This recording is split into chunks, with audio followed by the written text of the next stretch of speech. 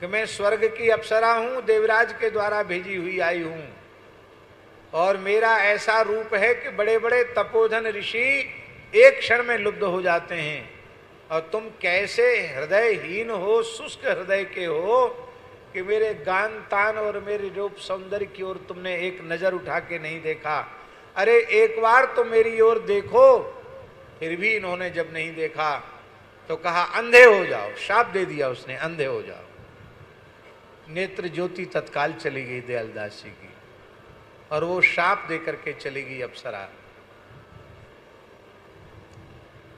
आपने गुरुजी को कहा कि मैं अंधा हो गया हूं। गुरुजी हंसने लगे, बोले कोई बात नहीं, तुमने क्रोध करके शाप तो नहीं दिया। बोले मैंने कुछ नहीं कहा। बोले बस यही साधु का धर्म है, तुमने क्रोध नहीं किया, बहुत अच्छा किया।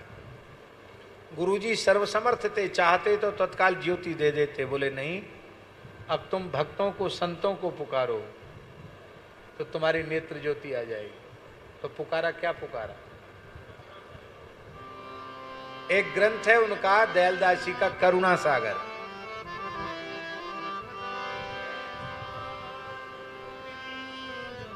दीन बंधु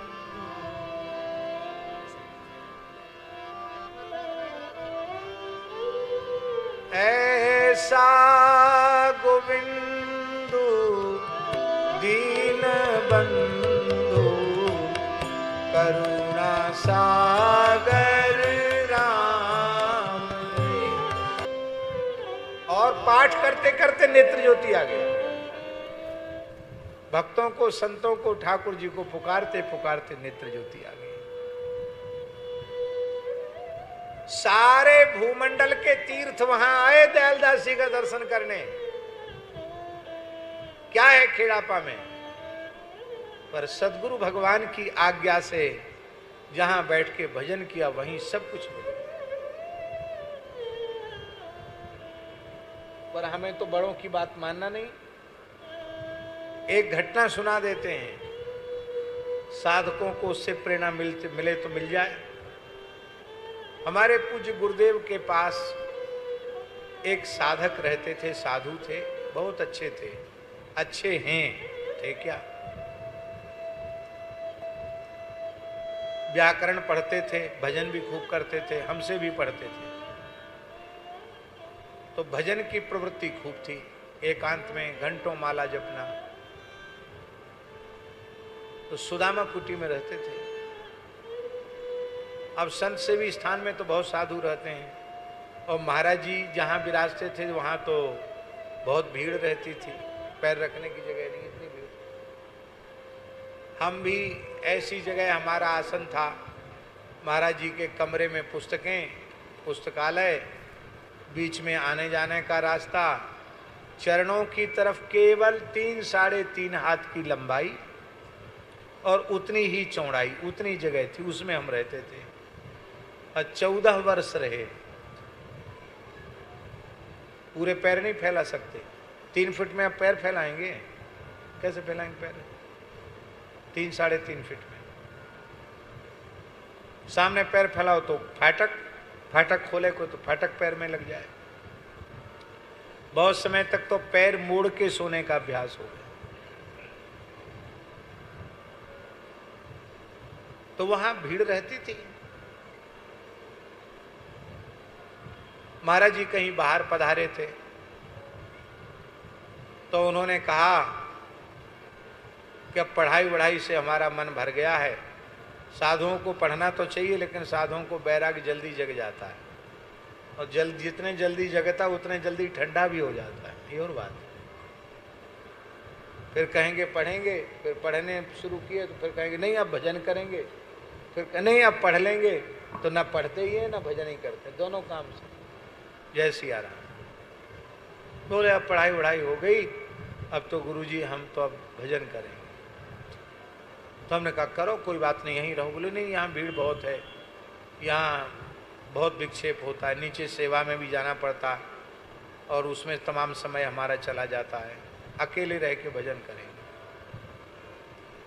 कहाँ रहोगे? तो बोले जमुना किनारे एक महात्मा हैं, उनके पास 2 झोपड़ी हैं, वो कहते एक झोपड़ी खाली है, उसमें रह जाओ। वो झोली वाले बाबा हैं, भिक्षा मांग के लाते हैं, हमको भी वहीं प्रसाद मिल जाएगा, खूब भजन करेंगे। हमने कहा बात तो ठीक है, भजन की सुविधा बहुत अच्छी है वहाँ, यमुना जी का तट है, यमुना जी का पुलिन है, अनुकूलता है, एकांत है, सब ठीक है, पर वहाँ महत्पुरुष की सन्निधि नहीं है।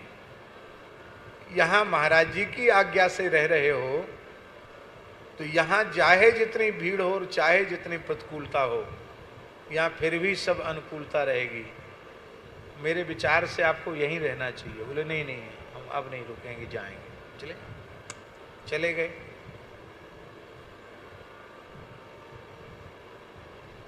भजन के नाम पर गए और एक दिन रात्रि को लगभग 11:30 बजे आए मेरे पास। हम लेट गए थे, जग गए, रोने लगे। बोले महाराज जी, पंडित जी हमको बचा लो, गुरु जी हमको बचा लो। कि क्या हो गया? बोले वहाँ रहते थे, भजन करते थे,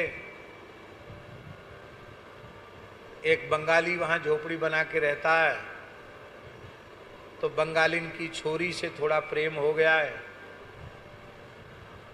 अब वो बंगाली पीछे पड़ा है, बोले ब्याह करना पड़ेगा बाबा जी। तो क्या करो? बोले नहीं तो तुमको पुलिस में देंगे और तुम्हारी बदनामी कराएंगे, न ब्याह करना पड़ेगा। तो हमने पूछा कि आपने क्या विचार किया?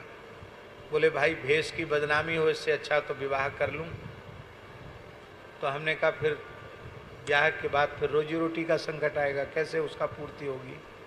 बोले वो बंगाली बोलता है कि हमारे पास 2 रिक्शा हैं, एक रिक्शा तुम चला लेना और झोपड़ी में रहना हमारी छोरी के संग।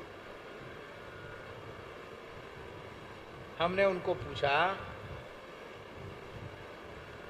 कि चलो जो कुछ होना था सो हुआ, आप भजन के नाम पर तीव्र वैराग्य पूर्वक गए थे, लेकिन यह सच्ची बात बताओ, शरीर से कोई साधुता के विरुद्ध कोई अपराध तो नहीं बना? माने प्रत्यक्ष रूप से तुमने स्पर्श तो नहीं किया स्त्री का? तो बोले नहीं, अभी भगवान ने उससे हमको बचा रखा है। तो हमने कहा यदि हमसे पूछने आए हो तो हमारी बात मानो तो हम बताएं। हाँ बताइए। इसी समय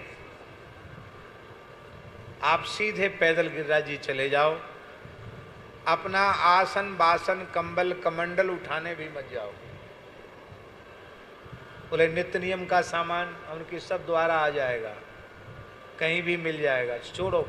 वहां गए तो फिर माया में जकड़े जाओगे, तो जाने थोड़ी देंगे वो लोग। अब चले जाओ। और गिरिराज जी प्रत्यक्ष श्री कृष्ण हैं, उनसे प्रार्थना करना कि हे प्रभु हमारी रक्षा करो।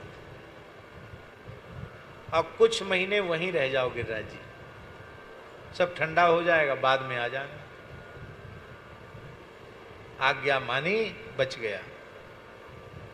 हम ये बात इसलिए कह रहे हैं, भगवान की प्रचंड माया जीव को कहां कितने नीचे गिरा देगी नहीं कहा जा सकता। इसलिए सदा अपने से बड़े संतों की, गुरुजनों की नजर में रहना और उनकी आज्ञा में रहना। हमने तो यही समझा है अब तक की आयु में, हरि गुरु संतों की कृपा से यही समझा। मनमाना कुछ नहीं करना, अपने गुरुजन जो आज्ञा दे दें उसको श्रद्धा पूर्वक पालन। उसका कारण ये है कि समर्थ पुरुषों की आज्ञा हो जाने पर फिर न विकार विघ्न पहुंचा सकते हैं, न देवी देवता विघ्न पहुंचा सकते, न सिद्ध विघ्न पहुंचा सकते, न ही माया विघ्न पहुंचा सकती। कोई विघ्न नहीं पहुंचाएगा, आप अपने लक्ष्य तक पहुंच जाएंगे। बस सद्गुरु भगवान के प्रति पूर्ण समर्पण। पूज्य श्री पंडित जी महाराज, गिरिराज जी वाले पंडित जी बाबा, वो कहा करते थे, साधक अपनो याई जन्म में पूर्ण कल्याण चाहे तो श्री सद्गुरु भगवान के हाथन में अपने आप को बेच दे। अपनी इच्छा सो कछु न करे, वे जो आज्ञा दें वह आज्ञा को श्रद्धा पूर्वक पालन करे, तो वह को या ही जन्म में कल्याण है जाए। पंडित जी महाराज का वचन। तो यहां सब ब्रजवासियों का लक्ष्य कृष्ण बलराम की सुरक्षा, उनका प्रेम है, और उसमें बाधा पड़ रही है, तो उनको अपने घरों को छोड़ने में एक क्षण नहीं लगा। सब कुछ त्याग कर बैलगाड़ियों में सामान भरकर सब चल पड़े।